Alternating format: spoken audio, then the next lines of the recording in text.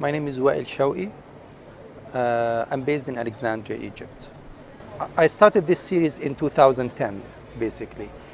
Um, the history of the Crusades is also about, it seems like it's a dream from Pope Urban II. When he launched the first Crusades in 1095, I felt it's like it's like a religious dream to convince people to go from Europe to Middle East. And according to what we know about this speech, because we have 4 different versions of this speech, but it seems that it's all having the same concept. The Pope Urban II was announcing the First Crusades. At the same time, he was trying to convince the Europeans that if they will die in this trip, it's okay because they have their seats in heaven. So I don't think that from this speech I was trying to refer to manipulation. That's why I used marionettes. But it was very clear that this was just a beginning of a dream of development that led into an economical and political different tasks. And I think from this point it became more into manipulation, and became more into marionettes for me. So I worked with this series from 2010, and I finished it this year with the 3rd film. The film that I'm showing at the Biennial, it's called the Cabaret Crusades, The Secrets of Karbala. It was a production that was finished in 2014, 2015. And it's the longest and the most complex of the 3 films. It tells the story of the Crusades between 1146 and 1204. So it's between the 2nd and the 4th Crusades. This is the period that it's belonging to the film. It starts with a flashback to a very important battle happened between 2 groups, and it's called Karbala, where it happened, the split between these 2 groups to become Sunnah and Shia.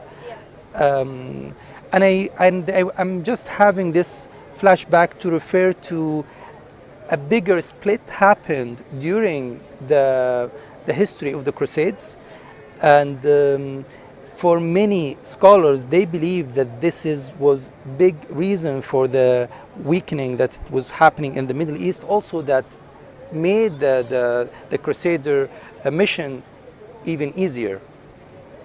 But for me, it's not really about the conflict that it's happening between Muslims and Christians. Basically, it's the title itself, when it says The Secrets of Karbala, there is really no secrets would be revealed actually in this film. It's the idea that I'm trying from the film to start with this split and the conflict between these 2 sects, Sunnah, Shia, and ends with the 4th Crusades, that it's mainly a sort of a conflict between the Catholic and the Orthodox Church, because the reason that made, of course, the reason that led into the 4th Crusades is mainly a political and economical reason. The French and the Venetians did not have the money really to go to continue the war and to continue the invasion in Cairo and then Jerusalem. So they decided to go to Constantinople because it's a rich place and they can attack it. But Constantinople was Christian during this time, but it was Orthodox. And being Orthodox, that give the excuse for the mission to go to Constantinople and to attack it and to kill people also with the name of Christ, because this is really what I was trying to say, that it's in the end it's completely political and economical, and it's somehow, as it happened between Muslims and Muslims, again it happened between Christians and Christians under the name of the Crusades. Exactly. For me, this installation here is very special, actually, in Istanbul Bayaniye. It's not similar to my installation in MoMA PS1 or in Doha Mathaf, because here the location itself is extremely important. It's a building that it was built in the 14th century, and it's really dealing with this entire building as the place for installation. It's really adding a lot to the film. It's becoming, projecting the film inside this place, it's like turning the whole place into a scenography, which is really, for me, it's like turning everything in the film into scenography, and turning the main characters, all the leaders, into marionettes and all of this. I feel that by working in this place, I am turning the entire architecture into scenography, and I'm turning the audience and myself and everyone inside into sort of this marionettes by watching this, and it's like playing with the scale, basically. So I also tried to make another installation inside the hammam, by using different type of architecture that it's basically the same scale of the scenography that I made in the film. Yes, and I included maybe one marionette instead of having a vitrine of 30 marionettes. It's very minimal, but I really think it was very special for me. I made 3 films for Cabaret Crusades. One is produced in Italy. The second one is produced in South France. And the third one is produced in Germany. And I think even the location of production is important for me. I mean, I was really keen into making these 3 productions. One is Italian, second French, the third German, because these are the 3 main forces behind the Crusades. But also, very important, the location of the filming. Not everything I planned it really, it just happened sometimes by, it's like coincidence. Like, for example, filming the second film, which is called the Cabaret Crusades, The Path to Cairo, in South France, in Oban. Oban is next to Clermont, where the first Crusades was launched by Pope Urban II, as I said. And I was working with the traditional way of making what they call it santons, which is ceramic figures that they use in churches to tell the story of Jesus Christ.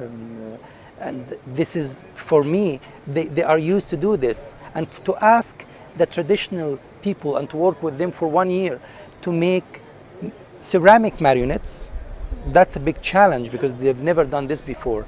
And to make ceramic marionettes that tells the story of the Crusades from the Arab point of view, this is also very important challenge for me.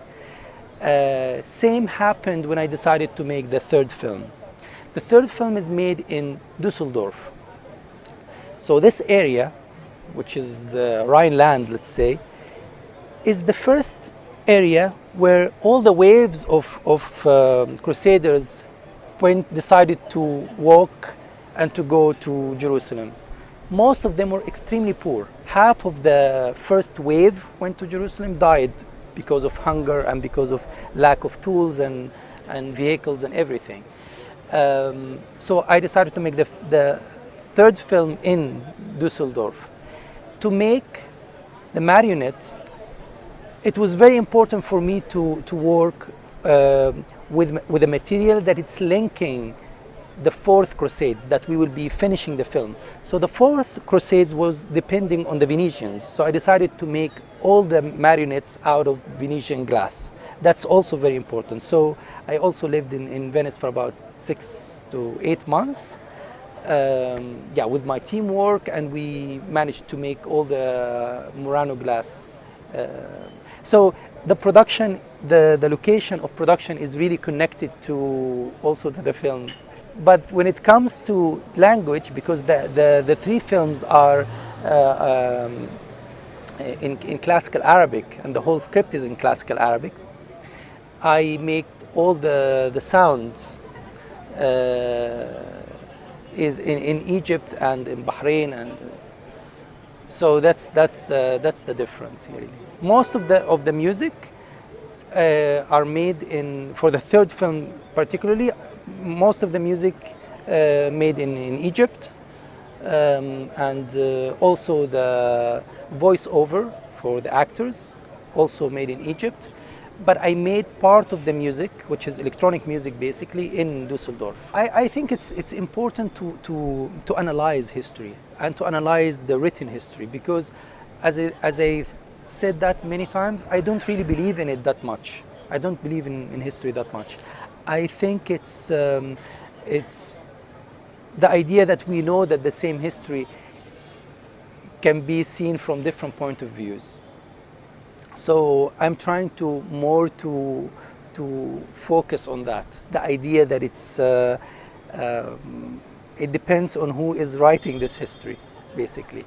But also there is something I cannot deny, that the Arab history is not yet, I cannot say it's not yet written. Of course it is written, but it's not been yet said enough. So it may be existed, like when you search for the history that it's written by the Arab, you will find people like Ibn Qalansi, Usama ibn Munqidh, that I used their writings to make the script of the three films. But at the same time, most of this work, it's still within the frame of academia. It's not really been yet used as something like really processed to go into more artistic forms, different artistic forms. It's still within this closed frame. So I think it's important to work with it more. And I think the same way I try to do with many different things, like even the music. In the second film, for example, I worked with very specific type of music from Bahrain. It's called Livjeri music. And I know that this type of music is almost about to disappear from Bahrain. For me, I feel it's the most complex and the most beautiful music I've ever heard in the Gulf, for example. But it's very old music, and it's really, that's what I say. I think it's not, yeah, we know that it's existing, but it's not been used to transform into a contemporary form yet. And this is, I think, part of what I'm trying to do. And I'm trying to do this also with the Arab history, not to try to change it, but just to try to take it and put it in a different form, so you can read the present also. It's complex, of course. What is happening in Egypt is very complex, but I don't think I will be able to live abroad forever. I think it's really important that I produce a lot in Egypt. Maybe I don't exhibit in Egypt. Since the revolution, I really don't exhibit in Egypt. I don't find it appropriate yet. But I produce a lot. I make a lot of music for the films, and this is really part of working really in Egypt, to work with people and to have more elements that I can really use it in a bigger context. Yeah, but I think it would be also still my base, Alexandria, because also I have a place called Mass Alexandria that I really think it's important for me to keep it on, because it's an educational program for young artists. This is really important for me, at least now, and I think this is, for me, I feel that it's more needed in Egypt than making exhibitions, at least for now, until the situation will change. maybe yes, we can make something else. I have a dream project. I have not started this yet. I'm trying to make a historical project about Ramses II, the history of Ramses II. We'll see. I have no idea how would it be like, but because it's very complex for me to imagine myself working with the pharaonic history. It became extremely difficult since most of the artists that dealt with this type of history turned it into something more touristic and cliche. So to think how to work with it now is a bit difficult, but we'll see.